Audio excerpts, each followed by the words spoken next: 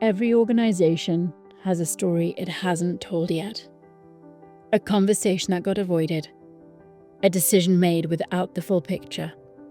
A person who stayed quiet when something didn't feel right in the workplace because they felt there was nowhere safe to speak. This is Spoken in Confidence.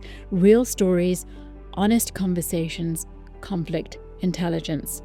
And in each episode, you'll hear from leaders who lived through hard moments and came out with something worth sharing, real situations, real lessons. Tools that you can use in your own conflict intelligence journey starting today. Because let's face it, leaders who last aren't the ones who avoid conflict. They're the ones who harness its power and leave a lasting legacy. Let's do this together.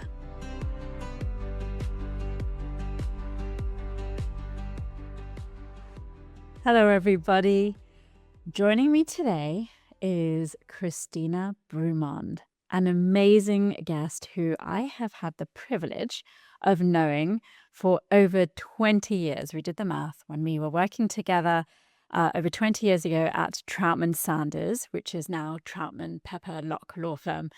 And what I knew about her right from the start is that she is actually an extraordinary, almost superhuman. So you'll see when I go through. I think we need a whole episode just to describe her accomplishments. This woman is incredible. So she was the former chief legal people officer of Zappos, and just in her career, she's gone from the halls of Georgetown Law, U.S. Securities and Exchange Commission.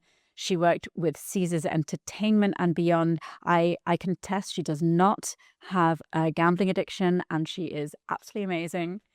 Now she's bringing her experience to amazing students who are lucky to have her at the Robert Morris University in Pittsburgh, which selfishly, I'm super excited because now she's only 3 hours drive from me in Philly. So, but what makes Kristina amazing and remarkable is not just her impressive career.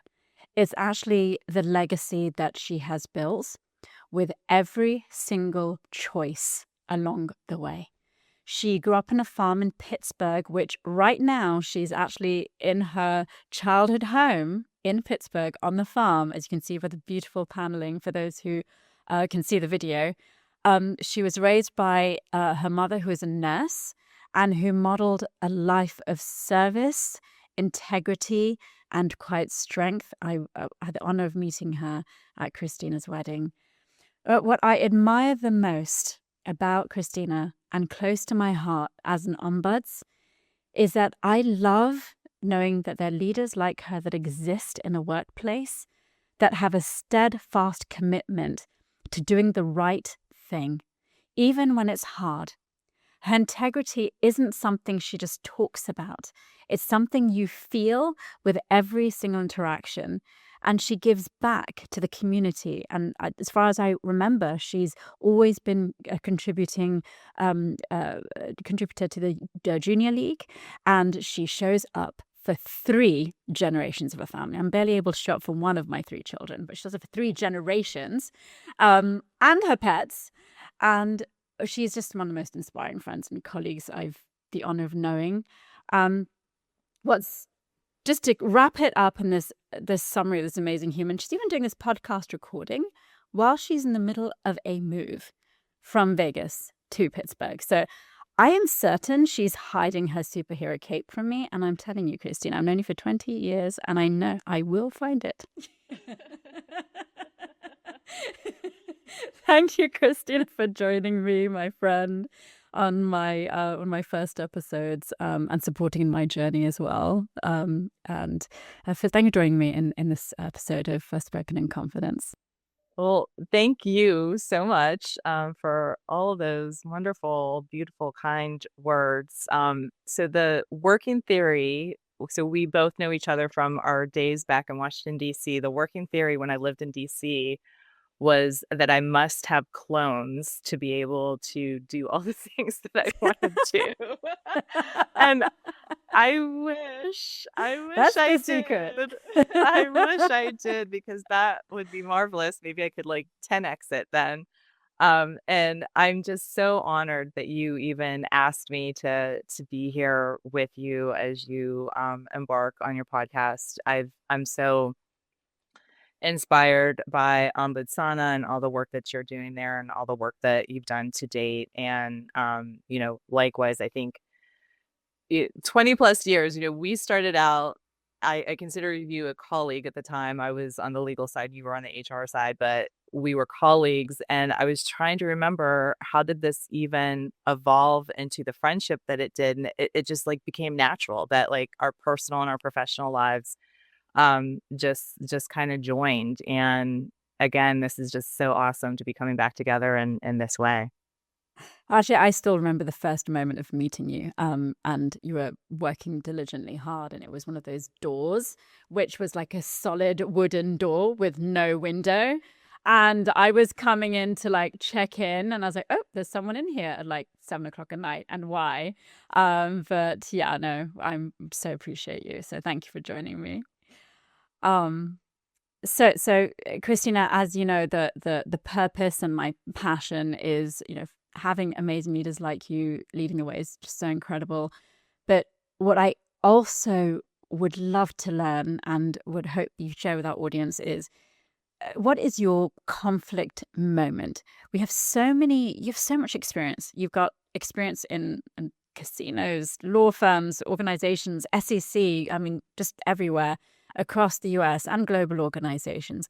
Can you share your lessons from one defining work or organizational conflict that you feel was a defining moment for you? And of course, a selfish plug, do you think an ombud could have been of value to you in that moment? Yeah, definitely. Gosh, there are so many, and especially in the last role that I was in, it was so wide ranging across our organization. And so I have more sort of a theme of conflicts that it just seemed like it was one right after the other, where we were really struggling with some of our leadership and managers, unfortunately, um, not acting in the best way. And some employees, described it as being in toxic work environments. And in some cases, there were claims of like clear discrimination or harassment. In other cases, it was just micro moments or just a lot of different things coming to the forefront. And this was all the way from um, senior leaders all the way up to our executive team. And the reason I've identified that as so key from a conflict standpoint is a few things.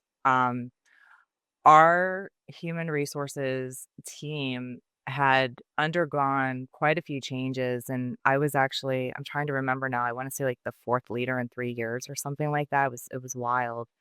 But fortunately, I'd been with the organization for so long as a legal leader, and a lot of people in the organization knew me and had worked with me.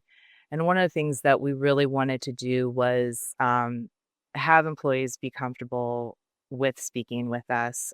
It was something that in my legal role, when I came in, my general counsel at the time said to me, legal doesn't have the best relationship. We need to build bridges. And I said, done. That is my mission. And so I built so many of those bridges that when I took on also leading our HR team, I took on leading both HR and legal at the same time, that people knew me and the other folks within the human resources department had done so much work to build relationships. But what you always find is no matter how great those relationships are, and I remember seeing this recently, I want to say maybe in a LinkedIn post, human resources works for the company, represents the company. Legal works for the company, represents the company. And so people are still going to be hesitant about coming forward. And, you know, thank goodness I had the relationships I did. That what I found was if I could just get one, maybe two conversations and people could see that I was coming that I was truly sincere, asking questions. They knew me. And then from there, they would tell others, I was known as KB. So it was like, I think you should go talk to KB. You have something to say. And once we did that, that really helped. And by the way, it wasn't just talking to KB. I had a whole, um, I had this wonderful, really human resources team, and particularly our business partners. Huge shout out to them and the work that they did, and following my lead, but also they taught me a lot of things about embedding themselves in the business, earning that trust with folks. And so what started happening was, I think in the past, a lot of people thought human resources isn't going to listen. They have their own agenda. And then what they started seeing was, no, we can come forward and there is someone listening. Now, it still may not always turn out the way you want it to, but at least like it felt different to them. I also identify this conflict moment because, okay, so there are folks that feel a certain way about the leaders, but you also have to look at the leader's point of view. And a lot of times, the leaders that we were coming and questioning and saying, okay, some things are being said, I have some questions for you. They were questioning, why is this coming up now? You report to the CEO. Do you have an agenda that you are trying to push for the CEO? Or, someone else who, quote, has it out for me. And so it's never clear, cut, dry. Everyone has a point of view, and whether you're someone coming forward with a complaint, whether you are the subject of that complaint, there's a lot of reason to have a lot of distrust in the process.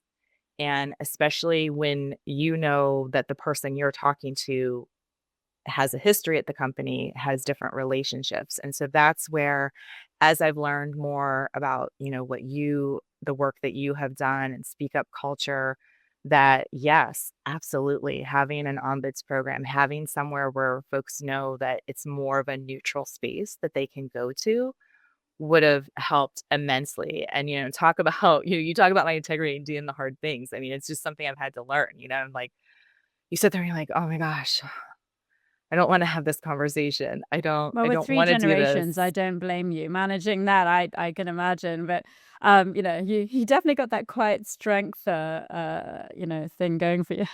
And that's the thing. And you have to just be like, but this is important work. This is important to somebody or a lot of somebody's. This is important to folks who are just coming here and trying to support their families and earn a living. Because at the end of the day, we're all human. We're all a whole person, and it's important. I have to do this work, and I have to do my best at it. And if I don't think I can do it, in one case, I did bring in an external investigator to assist me so that we had more of independence. In other cases, I leaned on other folks um, just so that I could have some objectivity, because that was always really, really important to me, because I could see that delicate balance of, again, everyone involved, and do they or don't they trust the process? And quite frankly, you're never going to get them all to fully trust the process. So you just do the best that you can to show up,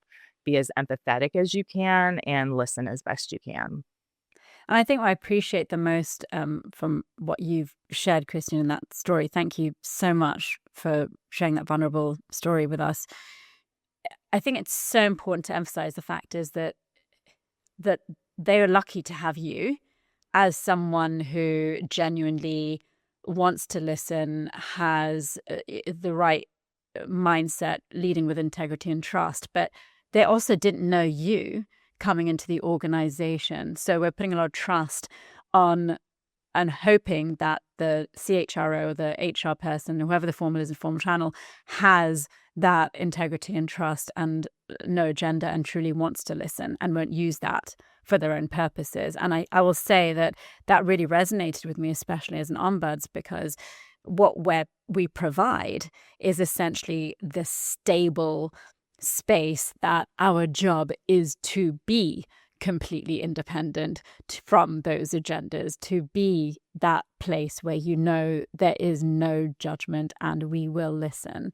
And we cannot advocate for anyone. We're only there to help them to figure out, where they can go. And the third party that you brought in fact, people actually don't bring in ombuds from a formal perspective because we are completely independent. We're also informal and can't be in part of formal processes.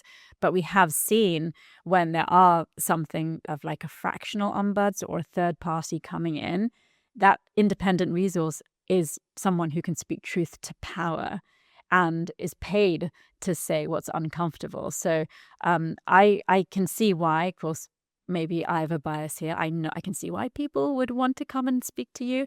But the fact is that they have, and you have a history of being that person in your human resources role, but it isn't always the case. And so, I really appreciate you seeing that. And thank you for sharing your story.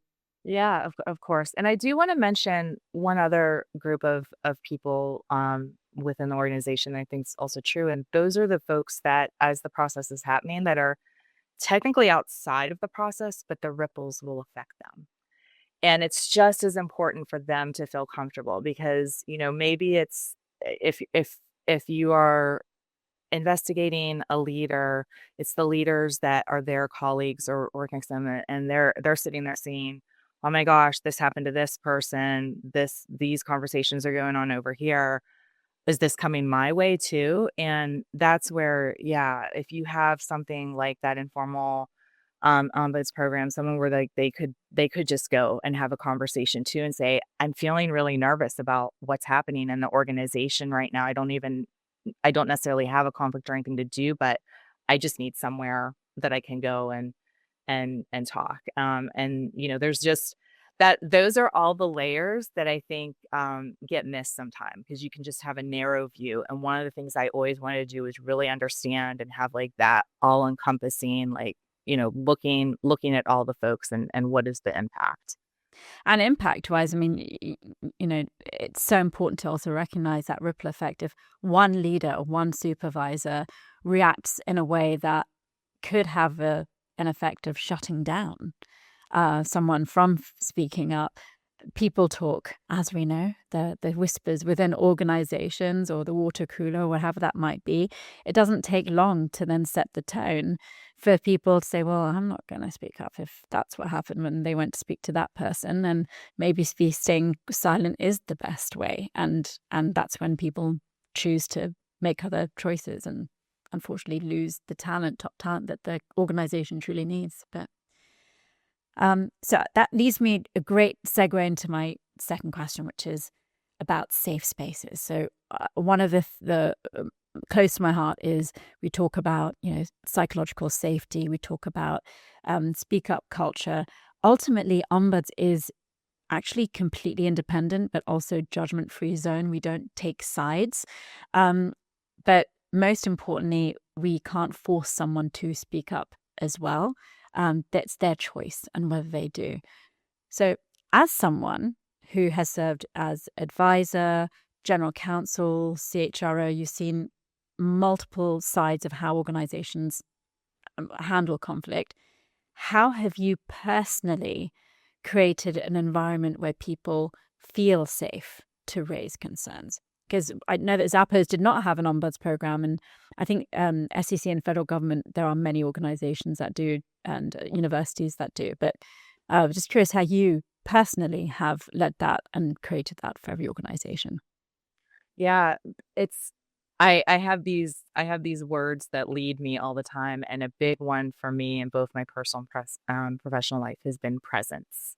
You have to be present with people. They have to see you. They have to know who you are, for them to be willing, to interact with you. And presence looks a lot of different ways. I know years ago when I was a general counsel at a different company, so I actually traveled back and forth. I lived in a different city, but I would come often to the office. And our office was quickly expanding, and it kind of turned into this, like, there's this one side and there's this other side, and there's a door to go through. Well, every day I got up and I walked through the entire office just, so I could see who was there. We had a lot of new employees who had joined while I had been taking a little bit of a personal sabbatical, and I wanted to know them, and we started making some changes in the organization, and some folks would come to me and say, "Hey, I have concerns about, this conflict in my reporting structure. I was hoping I could work with you and maybe we can figure this out." And that was great. They didn't know me from Adam, but just because I started showing up that way, walking through the office, people knew if they emailed me, I would answer a question. It's like that responsiveness is also a form of presence to me. So that was at that organization. And then at Zappos, so the Zappos culture, it has evolved a lot, but at the time that I was there, I was known for being an extremely interactive culture. And so we would have lots of events for employees. We would do a lot of volunteering. And I showed up to all of that stuff because what better way to connect with people and for them to see that you are a real person, not just some talking head that gets up on stage every now and then or, sends out important emails. But that just changed everything, and I was always proud that my event staff would always comment to me on that. "You always sign up. You always show up. You're That's always wonderful. there." And when I did rise to executive leadership, I would have to get up on a stage. We would do all hands meetings and I would speak. And one of the first times I did that, I spoke, and then we had a volunteer event, and lo and behold, an employee I'd never met before, worked on our customer service team, approached me and just said, "Hey, I just I really appreciated what you and the rest of leadership had, and I just felt you were really sincere." And that was just so wonderful to hear. And meanwhile, I'm looking at this person, she didn't even introduce herself. I was like, "Well, tell me about you. Like, what's your name? What's your role?" And things like that. And just being present for people. And that doesn't mean just showing up to a meeting. It means when you're walking through the halls, looking people in the eye and saying, "Hello, how's your day going?" Getting on the elevator, saying something to them. We had a coffee bar. I stopped and talked to the barista every morning because guess who had the best office gossip? If you You want to know can't what don't was mess with a coffee.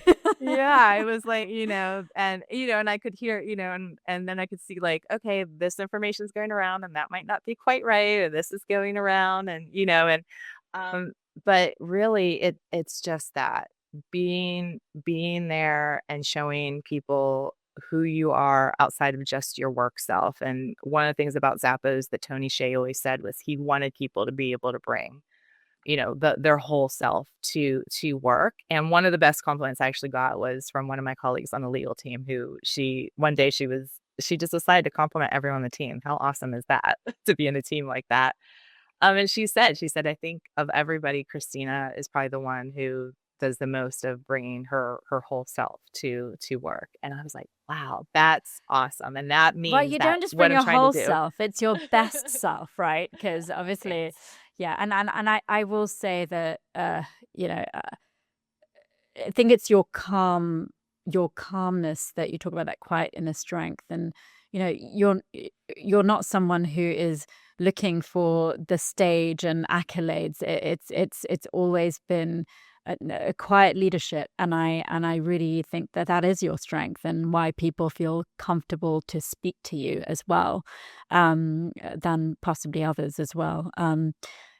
So which kind of leads me to my next question, which I think I've kind of given the answer as well. But what is the one thing in your conflict resilience toolbox that you use to stay calm in conflict? Other than your Yeah. superhero cape, of course, but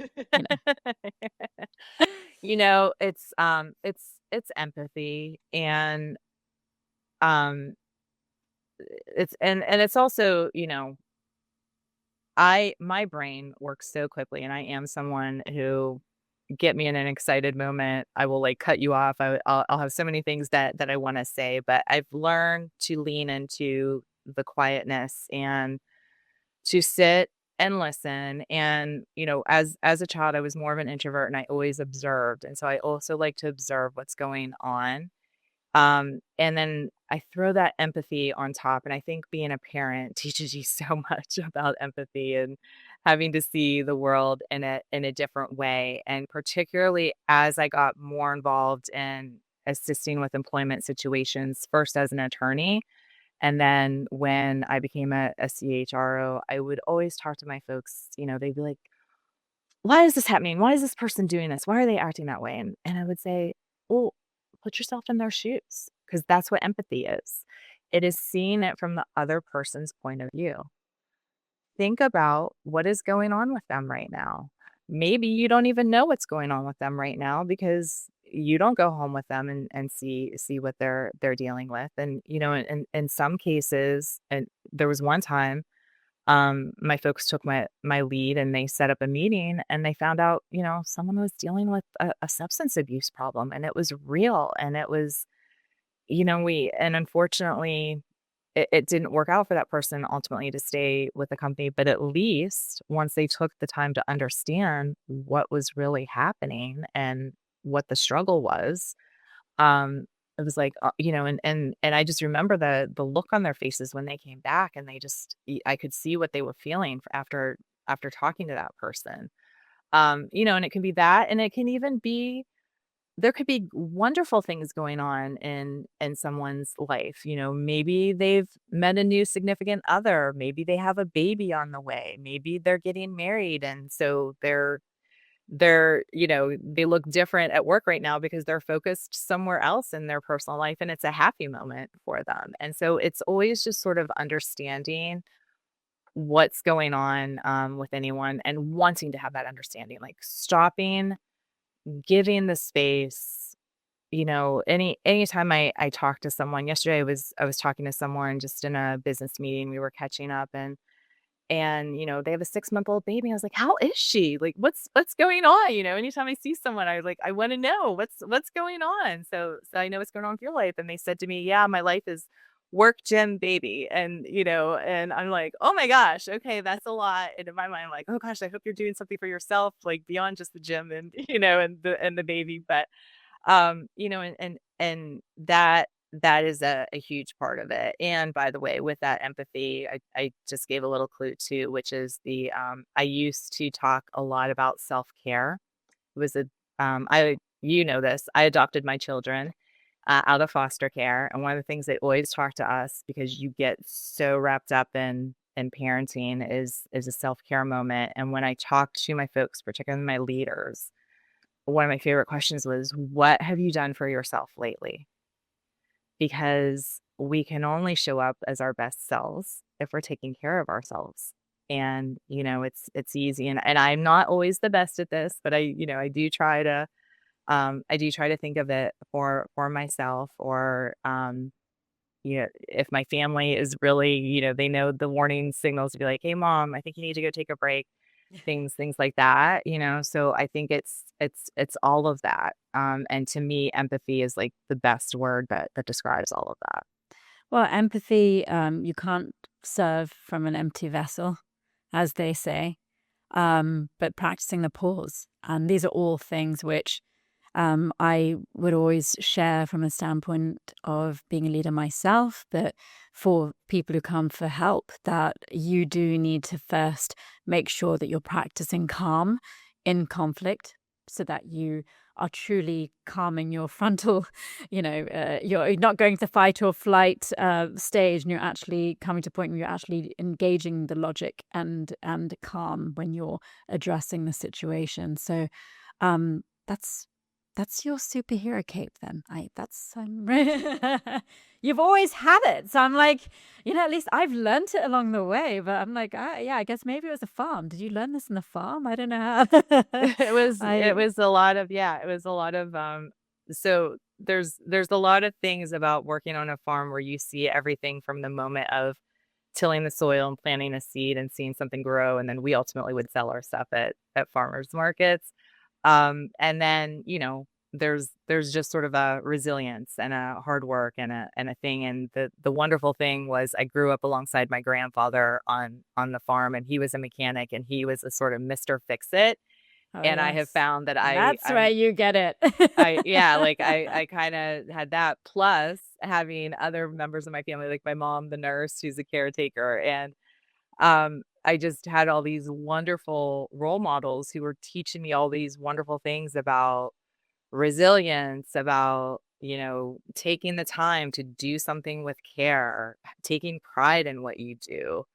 And you don't always have to fill a space with words. You can sit there and watch and observe and sort of figure out how to do something from there. And I will say that when a huge conflict comes, even if I have a moment of panic, for some reason there is just this thing that comes over me, and it's like, okay, there's a way through this. And one of the things I say to my kids all the time right now, both of them graduated high school, one's about to go to college, one's in trade school, and something happens, and I go, "Hey, you got this. It's all going to work out." Like I just always truly believe that it is meant to work out. It's going to work out. You're just working through that hard part right now, figuring out how it's going to work out. But you got this, and I should have had you in the speed thing. dial the last 5 years of my life.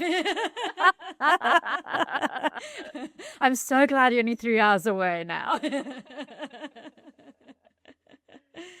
Oh, well, Christina, we're short on time. I really could, gosh, Len, I'm so lucky I get to see you very soon. Just wanted to share, just ask you if you have any final reflections and any one piece of advice that you have for leaders right now navigating conflict in this crazy world that we're in. Yeah, I think I would just take all of the things that I already said.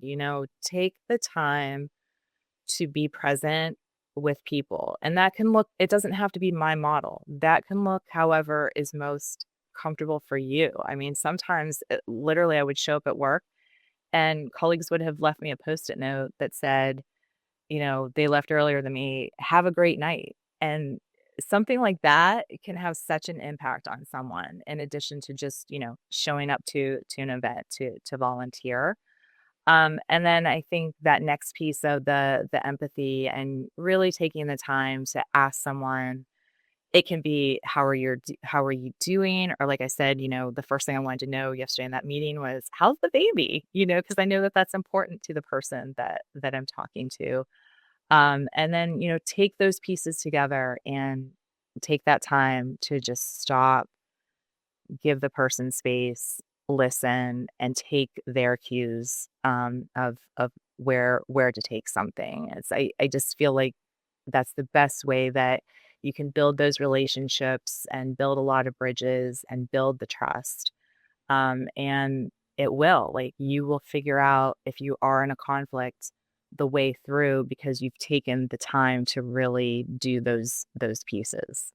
So you did talk a lot about being in person. I can't help myself to ask this. So what about the hybrid, or where people are not in the office in person? I was curious to know what you have to share there.